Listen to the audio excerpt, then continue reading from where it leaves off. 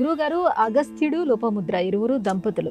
అగస్త్యుడే శ్రీరాముడికి ఆదిత్య హృదయం ఉపదేశం చేశాడు.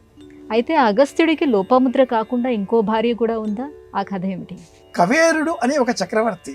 ఉమ్, ఆ కవేరుడికి 2 కుమార్తెలు, లోపాముద్ర, కావేరి. ఇద్దరు ఒకే రూపానికి సంబంధించిన వెలుతురు నీడ వలె ఉండేటటువంటి వారు. కారణాంతరాల చేత ఉపకథల అనంతరం వృద్ధుడు, అలాగే శరీరమంతా కూడా వ్యాధిగ్రస్తంగా కనిపించేటటువంటి వాడు, ఋషి, తపోనిష్టాగరిష్ఠుడు అయినటువంటి ఈ అగస్త్యుడు కాస్త చూడ్డానికి పొట్టిగా కనిపిస్తాడు. ఇలాంటి అగస్త్యుడు తమ తాత ముత్తాతలకు ఉన్నత లోకాలు కల్పించే నిమిత్తమై లోపాముద్రను తనకు భార్యగా ఇమ్మని కవేరుడిని అడిగాడు.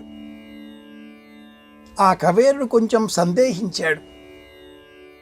కవేరుడి 2వ కుమార్తె కావేరి తండ్రిని సంబోధించి, మా ఇరువురిని అగస్త్యులకు ఇచ్చి వివాహం జరిపించండి.